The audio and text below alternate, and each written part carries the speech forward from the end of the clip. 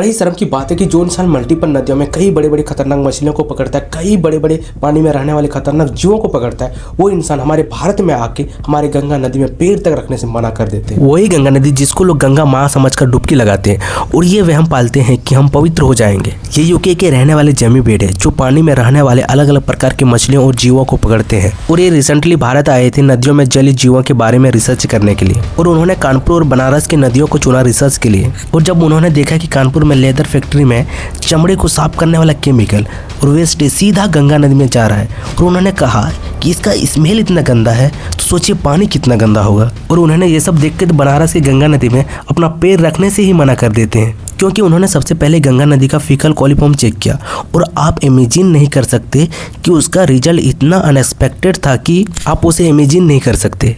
और अगर आपको पता नहीं है कि फीकल कॉलीफॉर्म क्या होता है, तो फीकल कॉलीफॉर्म एक बैक्टीरिया का समूह है जो मनुष्य और गर्म रक्त वाले जानवरों के आंतों और मल में पाया जाता है, जो कि काफ़ी जोखिम भरा होता है। इसके संपर्क में आने से काफ़ी सारी बीमारियां होती हैं, जैसे टाइफाइड, हैजा या पेट में दर्द जैसी बीमारियां हो सकते हैं। और आमतौर पर तो पीने वाले पानी का फीकल कॉलीफॉर्म 0 होना चाहिए और नहाने वाले पानी का फीकल कॉलीफॉर्म 500 से नीचे होना चाहिए, लेकिन हमारे गंगा नदी का तो फीकल कॉलीफॉर्म लगभग 82,000 है। और इसी बात से अंदाजा लगा सकते हैं कि उस पर नहाने से हमें कितनी प्रकार की बीमारियाँ हो सकती हैं।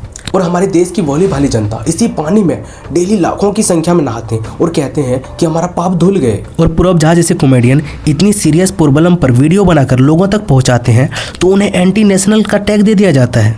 और अगर हमारा ये नकारा सरकार से नमामि गंगा जैसे गंगा नदी को साफ करने के लिए योजना चलाकर 26,824 करोड़ रुपया लगभग खर्च करके हमारी गंगा नदी को साफ नहीं कर पाते हैं, तो अपने नाकामी को छुपाने के लिए नकली गंगा घाट बना देते हैं।